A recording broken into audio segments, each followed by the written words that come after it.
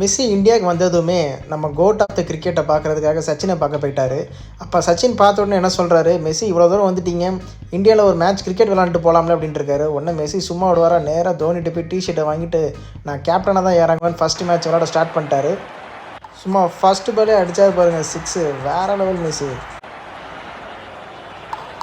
ஒண்டர்ஃபுல்லான cover drive மெஸ்ஸிக்கிட்ட இருந்து ஸ்ட்ரைட்டாக. Batsman இந்த ஸ்பின்னை சமாளிக்க ரொம்ப கஷ்டப்படுறாங்க போல், ஏன்னா பால் வேறு லெவலில் ஸ்விங் ஆகுது. மெஸ்ஸி 4 அடிச்சிட்டாரு. பால் எப்படி ஸ்விங் ஆனால் நான் கிங் மாதிரி அடிப்பேன்னு காமிச்சிட்டாரு.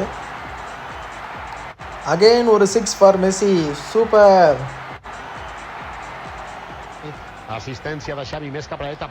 அகைன் திரும்பியும் ஒரு 6. போகிற போக பார்த்தா மேட்சை வெறும் 5 ஓவரில் முடிச்சிருவாங்க போல். வேறு லெவலில் பேட் பண்ணிகிட்டு இருக்காங்க ரெண்டு பேரும். மெஸ்ஸிக்கு வந்து 50 ரன் வரப்போகுது, பார்க்கலாம். மெஸ்ஸி 50 போட்டாருங்க. அது கண்டினியூஸாக 3 6s.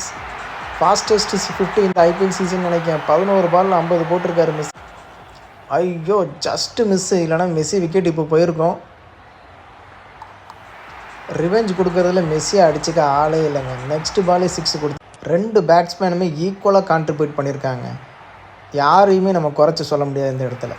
அதேமாதிரி ராயுடு ஃபினிஷிங் ஷாட் கொடுத்து மேட்சை முடிச்சிருவாருன்னு நினைக்கிறேன். பார்க்கலாம். ஃபினிஷிங் 6 கொடுத்து அமேசிங்காக முடிச்சிட்டாருங்க. மெஸ்ஸியோட என்ட்ரியே வேறு லெவல் தான்.